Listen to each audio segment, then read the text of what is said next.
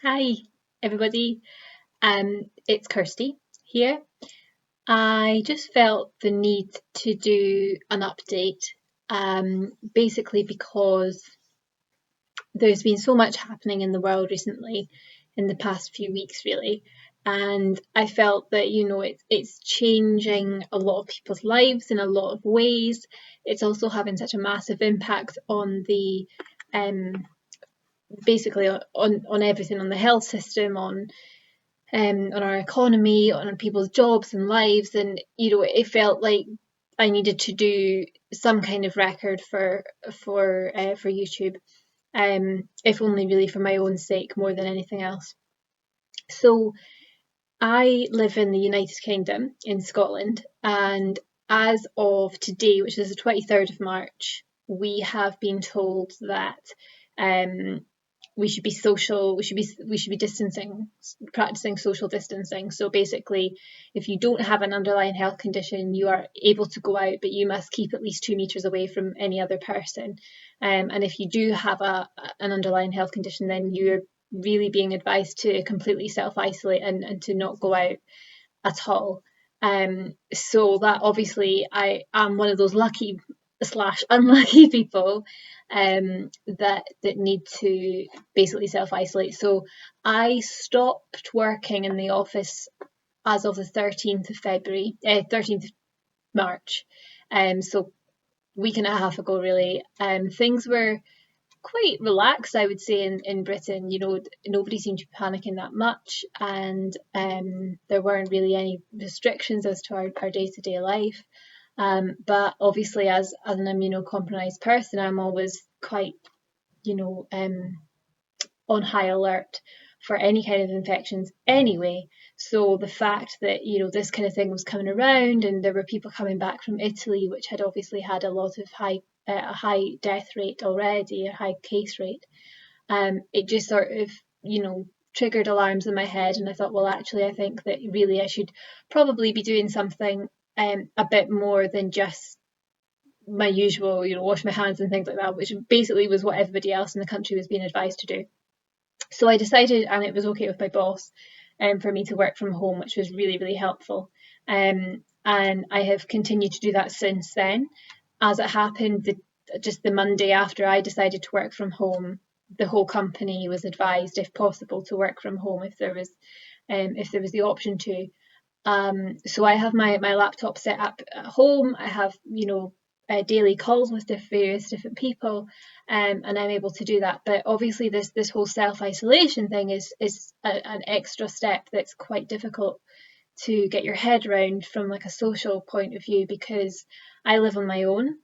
Which is great in one way, because it means that I can, really, I don't have the anxiety of having to live with somebody else and be constantly worried whether they've um, got the virus. But at the same time, that there's no human interaction I'm getting, and I do worry long term what the consequences of that will be, not just for myself, but I think across the entire society. I think it's going to take a lot out of people's mental health, and also their general, their physical health, because the lack of exercise, the lack of you know movement and freedom to get outside into the fresh air and get vitamin D, and keep up your bone density and all this. I think that kind of serves to demonstrate quite how serious the government is taking this, to impose those restrictions on your daily life, which is something that, obviously in Britain, as quite a liberal country, we don't have any kind of experience of that level of government intervention on your freedom of choice. So yeah, I think this is what, like, the first week of being isolated. I've really only ever seen my mum and my dad and my sister at a distance in the past week. I managed to take the dog out for some walks last week down at the beach. But I think that, from now on, I will probably just be completely self-contained within my flat, which is going to be challenging. I think the things I'm trying to keep in my mind are to just take each day as it comes. and to try and remain as positive as possible and as healthy as possible.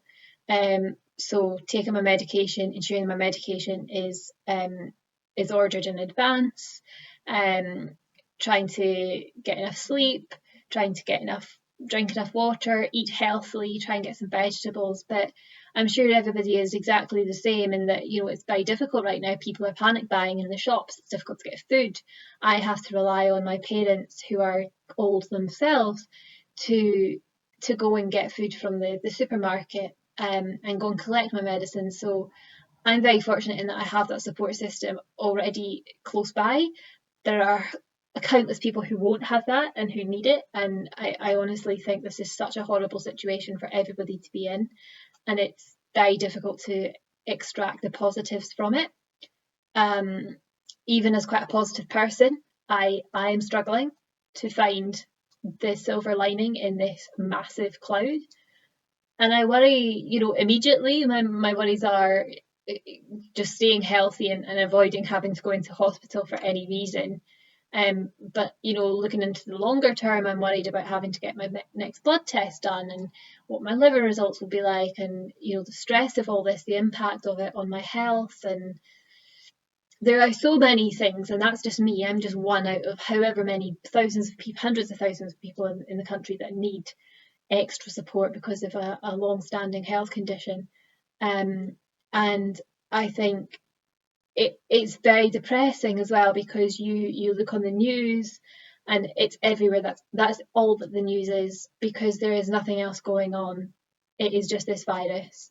There's no escape from it. So I think I have had to not only take things a day at a time, but also to restrict the amount of time that I'm spending on social media and on news outlets, because I do find it mentally quite overwhelming to have this constant negative environment and negative news. There just doesn't seem to be any kind of positive news that's coming out at all from all of this, and it's very difficult to not think about. I think as well, I will try as hard as I can to keep active and keep fit, make sure that I'm moving around my flat, that I don't just sit on the sofa and watch telly. Keep in touch with my friends. I think it's fantastic now that we're able to communicate with Facebook and YouTube and WhatsApp, and have all these interactions online. Is such a good thing right now. I'm very grateful for that, which I suppose is a positive, but it's still not the same, obviously, as that human interaction. I think longer term, I am also anxious, because I worry where this leaves us in terms of a society, in terms of a health system, in terms of production of medicines, and will there be enough medicines? If people are off ill in the manufacturing sites, then will the drugs get made? And then I think you begin, when I first started taking my medication for liver disease, I think to be told, oh, you're on medicine for life, is quite, takes you aback. But you get used to it, because you tell yourself, right, okay, it's always going to be there, it's fine. But there's a niggling thought at the back of your mind. It's like, well, what if the world was to end and you didn't have those medicines? Then you'd be like, well, I would just die and that would be it. But that's never going to happen. But now that's actually a very valid and very real possibility. I would like to think that there would be provisions in place to stop it getting to that extreme measure, and I think there would be a huge public uproar about it. But at the end of the day, I think that's something that I've got to try and come to terms with now, is that that might happen, or I might have to completely change the way I live my life beyond this in order to get the healthcare that I need. It's too soon to try and guess what might happen, or build up provisions for that. But I think it's definitely something that has been on my mind for the past while. But then in a reflective way, I think that I would look back at the time that I have had. So I'm 27 now, and I look back at the time since I was diagnosed, age 20, and how that time has been amazing for the condition that I have been diagnosed with. I have had such a great life in between that time, and I don't want this to be the end of my life by any means. I have a lot more that I think I could give, but in a philosophical way, I think that I have probably what everyone's now realizing, like, oh, how great was life before, oh, we were so lucky, oh, this is rubbish. I think I had that epiphany back in 2013 when I wasn't very well, and suddenly everything takes on, you do undergo this paradigm shift, and everything is focused into such clear into clarity. It's that as long as you're healthy, you're fine. You can get through most things. Like, there is a lot of shitty stuff that is happening and will always happen in the world, but if you are able to get through that kind of situation, then you've always got that to look back on and be like, well, actually I'm very grateful for XYZ. And I think that's something that hopefully the whole world will go through an experience of at the end of this. But it's such a horrible time, and I feel for anybody who is having to work through this on a healthcare front, whether you're in the NHS or any of the other health systems in the world. I think they're doing an absolutely amazing job, as always. I know that these are the people that should be getting paid millions and millions of pounds, not bloody Kardashians. But anyway, that's the way the world works. So yeah, I think I hope that people do take a different view on their lives after this. I hope that we can get back to some level of normality. It's just so unprecedented and so scary and so alien to our way of life that I honestly don't know, and I don't think anybody does know what will happen. And I think we just need to focus on, getting through this initial horrible stage of the virus being in society, and then beyond the isolation periods, we'll have to take it from there. But it's a big challenge. It's a big challenge, and I don't know what will happen, but we have to try and keep positive and try and focus on the good things we have, and try and take this as an opportunity to develop and read lots of books or watch lots of films, or I don't know, just try and fill your time as best you can. But yeah, try not to get too down about it, and be easy on yourself as well, and take your medicines, look after yourself and your family. Yeah, I hope that's a little bit positive. I just want people to know that they're not the only ones that are going through this right now. We are in it together. Everyone's going through the same anxieties, the same worries, some more so than others. Some people won't be able to work or provide for their family. But again, you're not the only person in the world that's going through that. And hopefully one day in the future,